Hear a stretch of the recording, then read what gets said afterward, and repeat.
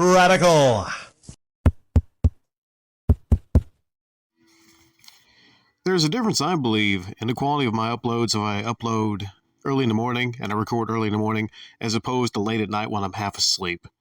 And last night I had an hour-long, I would say overly long, discussion about how I was accused of solicitation in a game store. I'm looking up the definition, cause, and meaning. Well, most of it is related to offering money to women of the night. Or asking someone to commit a crime. Now, there's non-solicitation clauses. I don't know, I have trouble saying that. Non-solicitation clauses in business to where if there's an agreement between two businesses, then one person says that they're not going to poach others, customers from another one. But let's get into all this. Let's just get into all this right now. And I'll try to have this one be under an hour, but there's a lot to get through. Now, a bit of a setup here is what I was trying to do, as I have sometimes before. To this one shop, this one game shop, I might have mentioned it before, I've taken some of my stuff that I have trouble selling, that this person might sell or might want, at their game shop location, the dynamics being different between a dedicated game store and flea market, where you're going to get a lot of pure dedicated gamers that go to a game store. And I would take my 360 games that I had an overstock of that I was not moving to trade for different types of 360 games. Well, this time I had some different stuff. And I guess a lot of this is from the fact that my game business is not doing as well as it was once at the flea market for whatever reason. Nothing on me, no problem on me. I've even extended when people ask about, like, do you have any GameCube games? Do you have any PS2 games? I've extended and acquired those games for people to buy. But maybe the idea is people are thinking, well, should be only $4 or $5 a game or something like that, So if I have a stretch panic for $40, then even though I'm looking at the online going price of it, $40 is a fair price for a very good complete in box copy of that. People's at the flea market don't care about that shit. They want the cheap shit at the flea market. Where if you go to a game store, someone might pay more at a dedicated game store because it's not a freaking flea market where, you look around and there's cheap games and cheap game stuff everywhere. Right? To me, I look at quality and people should pay more for quality, but they don't care. They're like, well, I'll just go get that game for $5. It may or may not work, but I don't care somewhere. Anyways, so what leads me into this situation to go to a game shop that, for all intents and purposes, I'm my own game shop. Most things I can get online for a lower price. The only reasoning for me to go there would be to try to switch out some GameCube games that otherwise, if they don't have a Mario on them, or Luigi. I don't do Luigi's voice. Unless they have Luigi's Mansion or Pikmin or something like that, no one really wants to buy GameCube games that don't have Mario or the Nintendo character, Zelda on them, So when they ask for Mario, they ask for GameCube games, they ask for Mario and Zelda and Pokemon and all that crap, They don't particularly want Spy Hunter or something like that. But on a newer system like a PS4, they would buy something like a Spy Hunter because it's the new system. It's the newer system that everyone has. Like I said, you would have more retro gamers go to a game store dedicated than you would to flea market. Flea market people, usually they have the most recent consoles and whatnot. So there was frustration on that end. And that's one of the things that led me to be like, okay, I'm just going to focus back on 360 and Xbox One and PS4.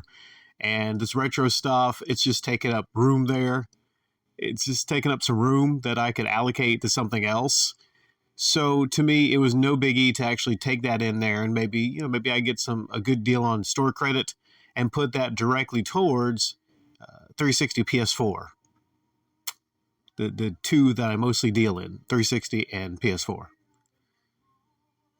Now, this was a really long, hour-long upload last night, so I'll try to make it as short as possible and get to all the same points. But that was part of the build-up, that I had a bad weekend, 2 bad weekends at the flea market, at least on the game front. and investing heavily in the game front. My music CDs are taking off, though. That's why I'm listening to Sounds of the 60s in the background. That one's going to be a easy $5 sell. I mean, I'm selling CDs I didn't think I would sell. That's not happening with the gaming. I'm not looking going like, okay, damn, I sold that copy of Prototype for $15. Or I sold that Mass Effect. I have the Mass Effect games for $10 each. Still not selling them. But when it comes to the CD front, yeah, I'm like, damn, so I paid $5 for that CD? You got to understand I'm paying a lot less to get these CDs too than I am the games. So going forward at the flea market, and I might extend upon this later in the next flea market stories, I'm going to focus more heavily on CDs. And that's, from a business perspective, great business. All right, so what happens here? I get there. I have the game stuff. I don't bring it in there instantly. My thought is I will go in there first. And I'm trying to be as respectful as possible here, which makes this really more shocking. It's the fact I'm being respectful. I go in there. I don't see the owner. He's a little busy talking with different people. I'm looking around a lot of the game stuff, just biding my time. I'm looking at, he's got the wall, doesn't have a lot of PS4 games, but he has these nice bins they're separated by game type. They're not alphabetically separated, though. See, me, I alphabetically separate the games. So that's one thing I noticed where, check mark for Radical Rick's game area. It's not really a store, but area. Is that everything I have is in trays and neatly separated by alphabet. Now, maybe it has people that, look through the games and mess it up a little bit. But, if I had the time at a game store, I would go back through there and would put things in rows. I would. Also, I'm looking at his game stuff, and he's got a lot of cases that have chipped plastic on the corner. Again, me, I would switch out those cases for fresh cases, but that's just me. My lowly game area. But there's two things I noticed right there that I do a little better than this person does. So I get the moment, and there's only one customer and his brother left in the store. And I asked the gentleman, I asked him, well, I know, you're very busy. I just want to ask you first. I have some game stuff. If you'd like to see it. And he says, sure, awesome. At this point, everything's cheery. He's happy. Everything's fine at this point. And before, a little bit of background, I brought 2 different game trays to him. The first tray, I got decent value, was $80-$90 for a tray of games, and I, used that in just 360 games. Both times I told him I'm basically just going to use it on 360 games. And the second time, it was about half of that what he offered. And maybe he didn't sell some of the games from the first time. Maybe he didn't. Maybe he slowed. But I took the deal because, I could have resisted, I suppose, but I really needed a copy of GTA 5, and he had a copy of GTA 5. Maybe that's what it is. Maybe that's the problem with my game business. I'm not displaying GTA 5. GTA 5 is just basically sold consoles on its own. But like I said, the fear of GTA 5 is there's an adult club in there, and kids come by and they play the game, and I don't...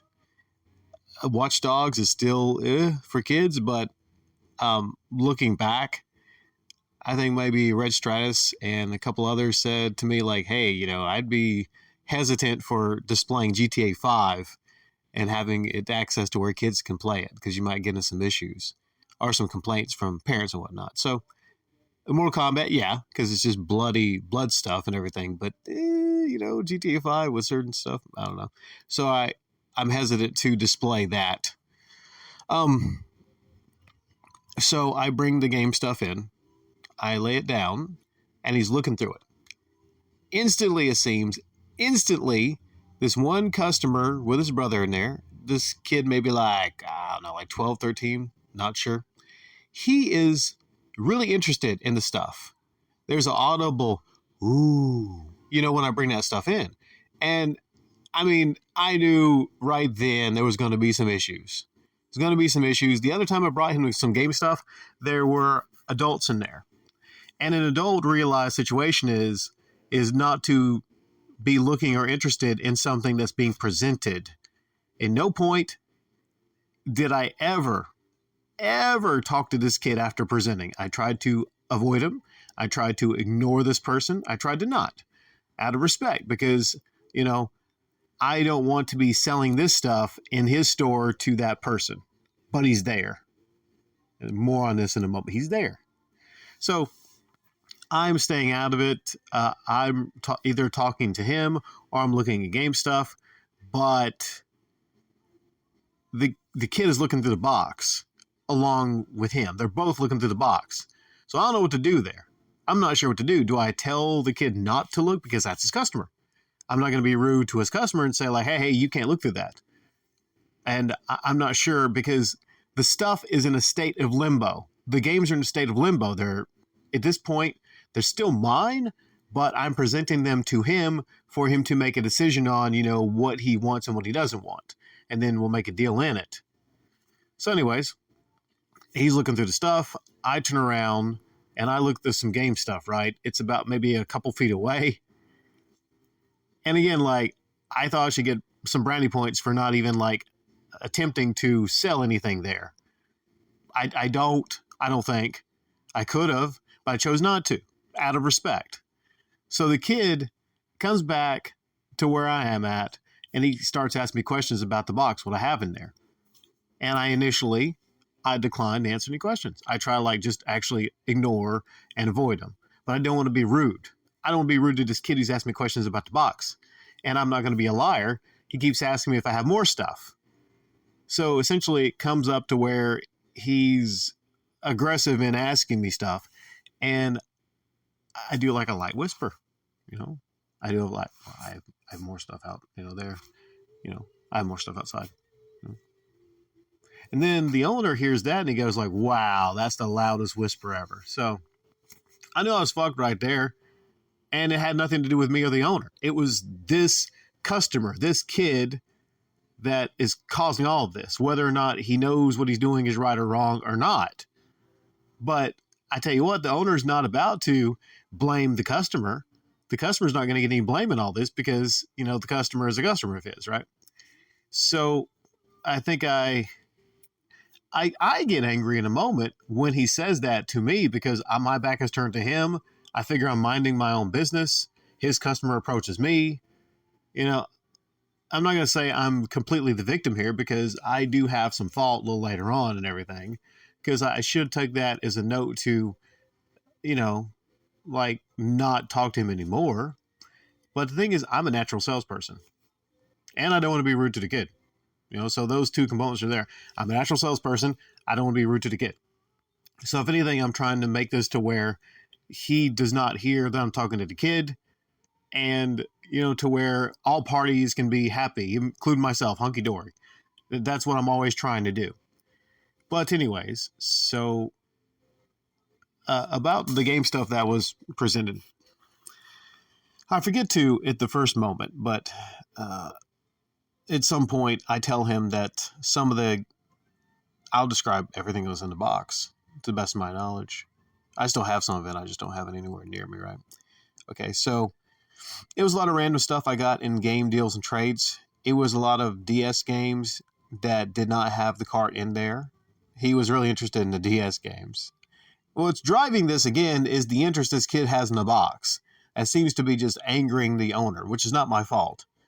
I would say if you have someone that's interested in some random things a stranger brings into your store, that means you need more stuff in your store.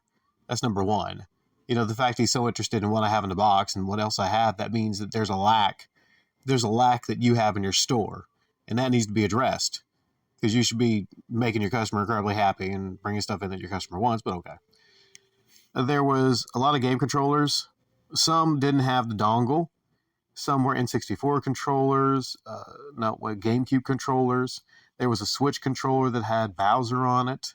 I thought he'd definitely be interested in that. It didn't have the plug-in cord, and it wasn't tested. I'm an honest person. I said, this stuff over here, these games and these controllers, these are untested. And I said, these games right here, the GameCube, PS2, those were tested. So about 23 PS2 and GameCube games. You had Blood Rain, you had NBA Street NBA Ballers.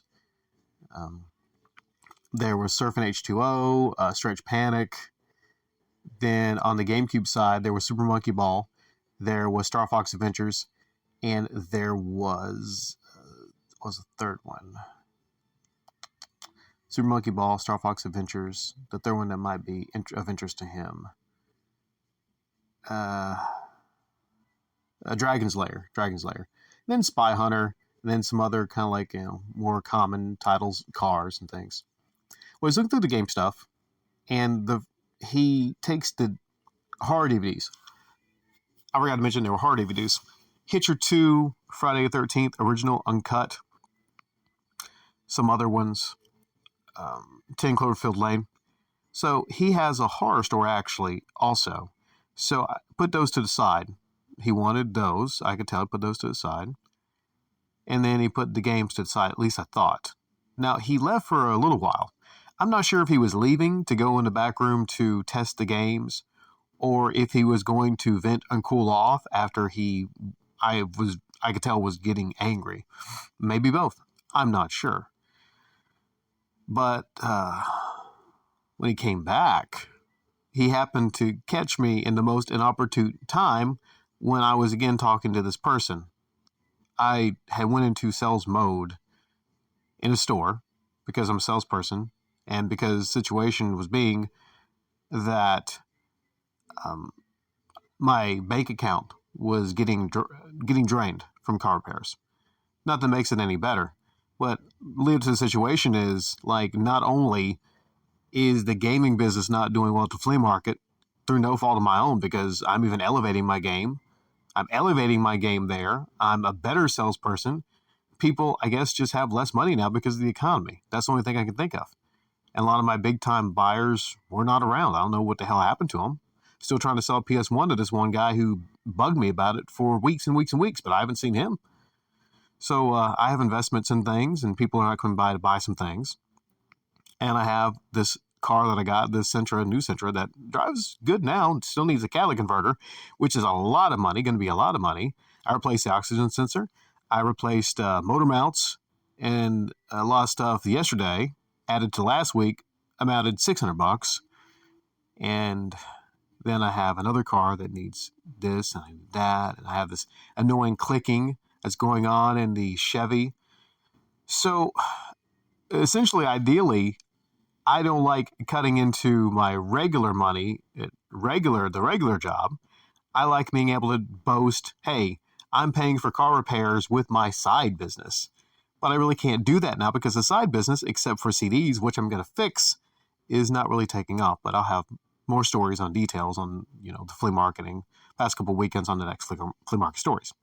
But he caught me at the most inopportune time when I was talking about 360s I sold, because he mentioned he didn't have a 360, but he would like to, look at my 360 games outside. Again, at no point was I trying to push or coerce this person to going outside looking in my trunk at the video games. I wasn't. I just happened to mention I have more out there. But he kept wanting to see the more games that I had. And I said there was no more Nintendo stuff, and he seems mostly interested in Nintendo stuff. But he just wants to see all the games. He just wants to see the games, right? And I mentioned on the 360s that, I sell 360s and I do warranties.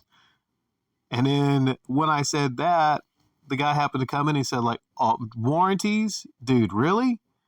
He was just very angry at this point. Very angry. And, was I in the wrong for talking about stuff and talking about a warranty in this guy's game shop? I think yes. A percentage, not a high percentage. I was wrong at a percentage. Now, people can argue the percentages, but I was not 100% wrong there because I was being coerced. I was being bugged by a customer to answer questions. I mean, that's how kids are sometimes. They just won't take, they don't, an adult would understand by my body language that I didn't want to answer questions in the store. And I could have, at any point, I could have said, like, I want to be respectful because I'm not going to try to sell things in the store, which is what I should have done. But I knew this kid was going to follow me out to the car and want to see things in because he was a buyer. He was a potential big buyer. And as a salesperson, as a natural born salesperson, who again, like I said, would want more of this type buying from me, is that element right there to where you're going to get broken down. Eventually, you're going to get broken down. You're going to go into sell mode. It's kind of like, and I used this reference before, not exactly the same thing, but Chris Rock in a stand-up special said, listen, I can avoid women if I'm dating somebody. I can avoid women if I'm dating somebody. But if beautiful women are chasing me around and, I'm trying to get away, I'm like, damn it, I'm trying to get away,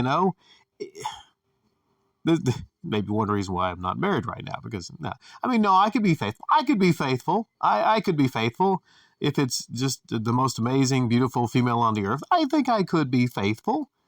But, some lesser men can be broken down. That's not exactly, like I said, it's not exactly the same analogy. I could think of a better analogy. You could probably think of a better analogy that would be more fitting. Maybe a gaming analogy. Let's say you have something you want to sell for a certain price, but somebody comes by wanting it, and then next week you don't sell it, and then they point to it and say, like, you haven't sold it yet. I have money right now. Eventually, maybe they might break you down and say, okay, I'll sell it to you there because it's been on the table for a while. Okay, that's maybe the best analogy, I would say. I'm not going to edit that out, but I'm not really happy with that part of this upload. But it's okay. It's okay. I don't really have a lot of time for editing right now. That's perfectly fine. Perfectly fine. All right, where was that? So this is where the story gets good, but not for me. For a lot of you listening, he starts to get angry. He talks about how, dude, that's messed up. You're committing the biggest no-no right now. You're soliciting in my store. You're trying to sell things to my customer. He didn't curse at all, and he didn't really yell, but he was that point to where, like, you're talking harsh and loud to where, like, you don't want to yell, but he's really mad, right? And I'm just kind of shocked that he is so mad. I'm shocked. I'm like, maybe I shouldn't be. Maybe it's one of his best customers. And I guess I shouldn't be shocked that he's mad because he's looking at someone that is a potential competitor. He doesn't know how big my game store is. He doesn't know where I'm at, where I'm selling, but he's looking at a competitor talking to maybe one of his longtime customers in his store, talking about warranties. So on his end, I could definitely tell how he was mad. But, and again, I say he's not going to be mad at his customer, who's specifically a kid. But should I get a pass for the situation? Should I get a pass because, I've bought things for him in the past in that store? I haven't been there in several months. I don't think I should get a pass. I shouldn't. But I think he should have looked at the situation and realized that I was not trying to sell in the store. He said solicitation, but if you look at the definition of solicitation, that's not exactly what it is. People say no soliciting. I think a lot of people don't understand what the actual definition of solicitation is. But I was not setting up shop there in the store or outside of a store. I was not directing people out to my, trunk of my car or whatever. It was an isolated incident, and I was broke down. I was broke as a salesperson, as a natural-born salesperson, smooth at it, great sales guy. I was broken down eventually to doing that. You can make the argument I should have been stronger. I should have held together and not, started going into sell mode. But it's hard not to when every weekend that's the mode you're in. So I guess momentarily I forgot where I was and I went into sell mode. But I kept telling him, like, I meant no disrespect whatsoever. I'm apologizing. I'm very sorry for it. And I kept apologizing. Like, I meant no disrespect whatsoever. And, I hopefully hope that he senses that I was apologetic to that. Now, should I have been as apologetic as I was? In the moment, I think I was just so taken aback and shocked by it that I just didn't know. You ever been that moment where, like, if you step back and you go back, you're like, well, damn, fuck that guy. He's disrespectful to me, right? But I was just so like deer in the headlights in that moment. I didn't really know what to do. And also, the situation is like I was in his store, so I don't know really. I didn't know if there was a situation to where, I mean, I'm sure wouldn't hold my stuff. And I didn't know if like some of my stuff was taken to the back or not, some of my, GameCube games. And I don't know like what happens really in that situation. Like legally, if you come into someone's store and you have stuff, I don't want to like file a report with the police that, hey, this guy has my box of game stuff and he's not giving back to me. Like, I don't want to go into the legalities of that, but I don't know. Or if I know he'd be justified in saying like, listen, this box of stuff is now mine because you were soliciting my store and I'm going to tell the cops. And I'm not from that particular area, so probably a lot of the cops know him, go around because there's a police station not far from where he's at. So I'm thinking he might be friends with a lot of cops, and I might lose out on a lot of my game stuff, and he might ban me from the store. So that's what I was trying to avoid, the big B word. So I didn't want that ban to happen, so that's why I was so apologetic. And I don't know whether he accepted my apology or not. But then I started talking about how I tried to segment and flip it to being like, well, I mentioned that I asked earlier for cards. I said I asked for business cards earlier because I want to drive business your way because I don't carry Nintendo stuff. And I get aggravated when people keep asking me about Nintendo stuff, but I don't carry it. So I would like to tell people about, your store and drive business your way, which he called BS on because he said like, dude, you've been coming here for a while and I haven't seen anybody in here saying like they was directed, by you. Again, I think he believes at that moment that I'm a bigger time game dealer. And I think maybe he feels threatened in that moment. It could be a lot. When people feel threatened that you're going to take a lot of their sales away, then they see you as big scumbag. And I sit down for an hour or two after that, and I sit down to process it. Well, was I a big scumbag in that situation? Me, I have a heavy heart, and I'm not like a lot of people that actually are scumbags and they don't really care about the things they do. I sit down and I think to myself, how wrong was I in this situation?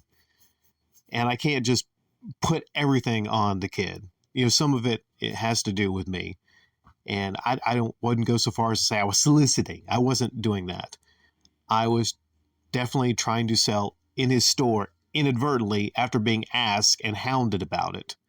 But I don't think that falls into solicitation. I don't think it does.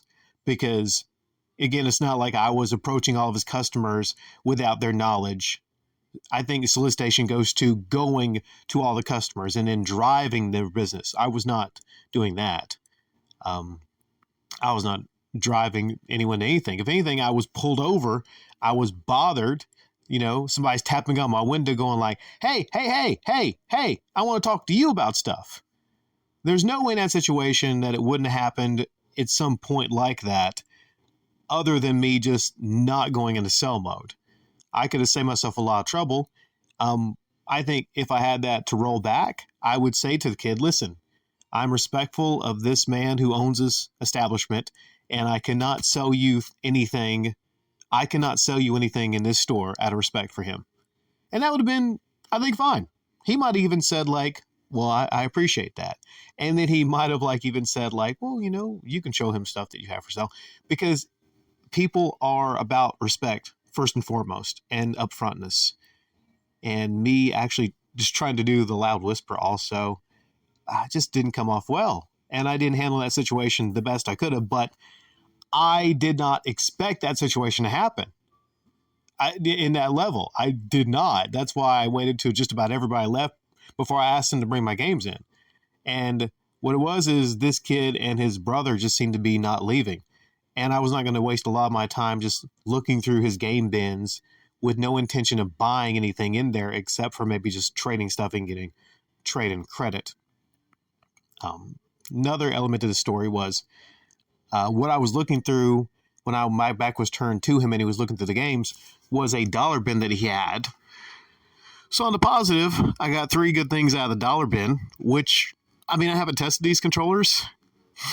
hopefully two of these controllers, they don't look broken. The buttons worked on them. A PS1 controller, a PS2 controller, and an Xbox 360 controller that was missing the back off of it, which to me is a great pickup because it's probably still going to work. And I get a lot of those packs on Amazon, maybe 10 for 12 for $10. I get those little backs. I have a lot of those. And one of the A button was sticky, but I can fix the sticky face buttons. It's pretty an easy fix, actually. I don't know if there's any face buttons I've not fixed that just had crud and were sticky. It's the shoulder buttons when they don't click, I can't fix. So there was 3 controllers I had, and he came back and I put the 3 controllers. I said I would like these, and then he had a stack of DVDs, and it was just DVDs, everything except the Shutter, which was not in the original. He's big about having the DVDs with the original artwork. The Shutter did not. That was the only horror movie that did not. There was about maybe 6 or 7 horror DVDs there. 6 or 7. I don't think there was any games in the stack. And I said, okay, that's what you're interested in. I said, you didn't want the Dragon's Lair or the Star Fox. And I think under regular situations, I think he would have took that. But I think a situation where he was mad and he just really took what he needed. But I learned that he needs horror DVDs. So I learned from that. So games, I think he's fine on. But he's building a horror story, so he needs horror DVDs, so that's good to know. And I said, what credit for those horror DVDs?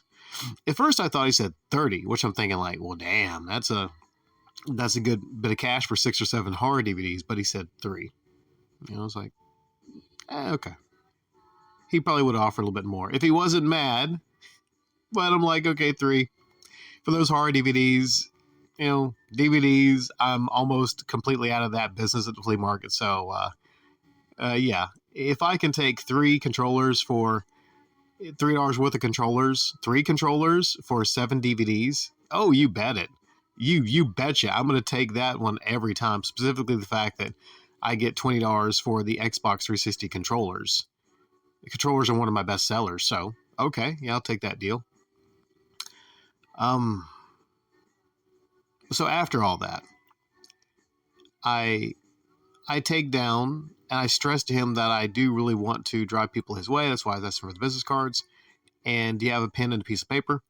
So even though if it's not official or not, if I'm trying to just kind of save face a little bit, I write down, excuse me, I have the sniffles. I write down, game consoles people ask me for that I don't have, like N64. He sells N64s for $80. Switch Lights he sells for $150. Switch regular he sells for $250, I believe. So there's a lot of people that ask for Nintendo stuff, and I can direct him his way.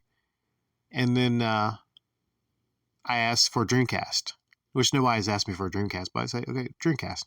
He says 50. I'm thinking, he has Dreamcast for $50? Whoa! What the? Well, damn! I was like, I can't get Dreamcast for $50 online.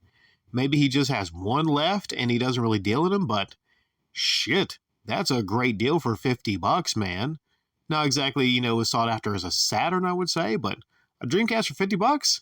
I might go back and buy that. And I'm thinking about ways to remedy this situation where he's angry. And I think, well, one simple thing I could do is go back and buy stuff from him. If he's got like bins that have broken controllers, I can tell him I have a friend that can fix this. And then I just, it might be me and I might say like, hey dude, this button here, just spray some spray away glass cleaner in there and it'll fix it. And then you can buy the little backs on Amazon for like $12. Well, I'm not going to help this guy out. I'm not. Because there's a part of me that I don't appreciate the fact that he disrespected me in front of a future potential customer of mine. There's another side to this, right? Another side to this from my perspective. And I'm writing this stuff down and I keep it with me. I put it in my wallet. And it seemed like there's something else that happened before I leave. Maybe not. Maybe not. Maybe that's it. But then I thank him. I, take my stuff. And I'm leaving. And his customer, I'm sure he's happy about this. His customer almost leaves at the same time I leave. So maybe he's thinking, okay, he's taking the customer out to sell some stuff. So I don't know what to say if he asks me in the future, did you take my customer out and did you sell him anything? Because hopefully the customer might not mention that I actually wound up selling him something. The Mario game. Did I mention that there was a Mario game that he was really interested in there? It was Mario 64 for DS. I don't know the going rate on that. It was loose. It's untested. I had a case for a Super Mario. There was a different Mario game for DS. I had the clean case, but it wasn't a game in there. So I'm leaving, and I kept stressing. I kept saying, like, I hate that he got mad. I hate that I made him mad there. I didn't mean to make him mad.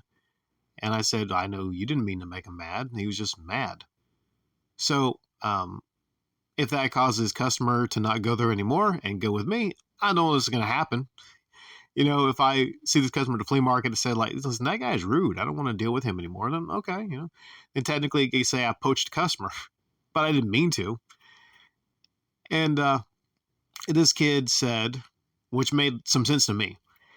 This kid said, I like going here. I like going to this store. I don't know why he got so mad. Why can't I just buy things from both of you? Makes perfect sense from the perspective of a customer. Even this young kid knew that. Like, he didn't need to get mad because it's not like I'm going to stop buying things from him. And I said, there's always the fear there in business that, you're going to concede and you're going to give some dollars to someone else that you could be making. And I just try to explain business to the kid. Like, that's just, I guess, business. That's why he got angry. Because if you spend your money there and with me, then he might look at it like, well, I'm losing money. I'm losing money to someone else, a competitor at that. We go down a little bit. I'm about to head out. And then I put the box of games. I take out the Mario 64. I said, you know what? $5. If you got $5, you can have this. And if you see me at the flea market and it doesn't work, I'll give you $5 back. So he doesn't have it at first, but his older brother has it and gives me 5 ones for the game. And then I pop the trunk because he wants to see what I have in the trunk.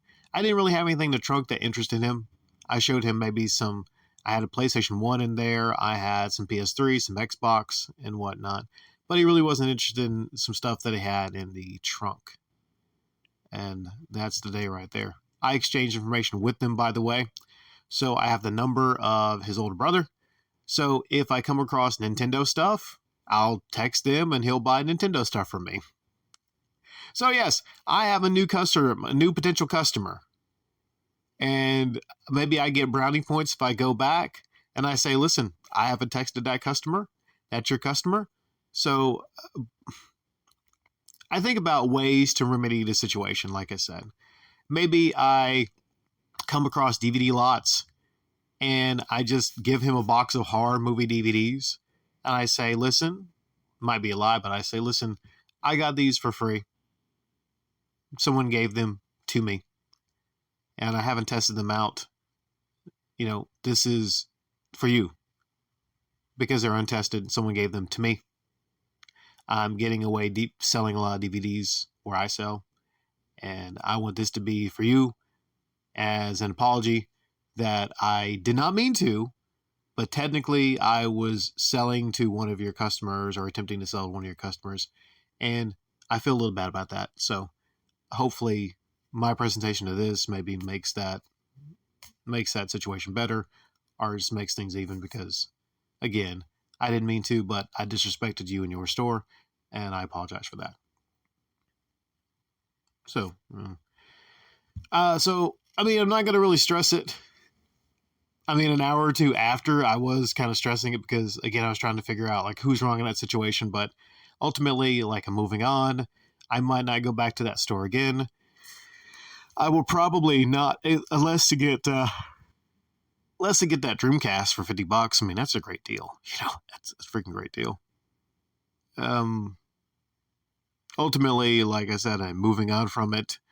I have made a decision to not drive people to his store because business. Honestly, he has some low prices on 360 games. He has a Watch Dogs for $4.99. I can't do $4.99 on Watch Dogs. It's $20 at my store. He has Sleeping Dogs for $9.99. I can't do $9.99 on Sleeping Dogs. It's $20 at my store. So my prices are a little higher than him on 360. So I would be giving away a lot of my business sent to him. And I don't want to do that. As a business guy, as one person that sells video games, I don't want to give away some of that business to him. Yeah. So that's how it goes in business, right?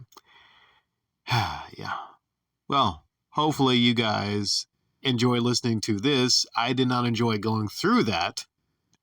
But yeah, just crazy things can happen, man. And when it comes to it, I guess I feel I learned a lesson there. Not really specifically not sell in someone's store, because again, I was coasted into selling mode, but I learned if you're going to do presentations like that to somebody, to a store, don't. At this point, I would rather reduce and clearance the items at my own store and tell people that it's stuff that I might do that at a weekend. I say I'm getting out of selling GameCube stuff. I might still carry PS2, but I might reduce and mark down my closeout stuff and just do a closeout at my store. There's really essentially, outside, like I said, that $50 GameCube, not GameCube, but Dreamcast, there's no reason for me to go back to a game store when I am a game store myself. And my business is not to the point where like it's going to make or break me if I get like a specific item that he has. Anything that he has in that store, given some time, no rush, I can get on eBay probably for cheaper, So, yeah. Thanks for listening, everybody. Take care.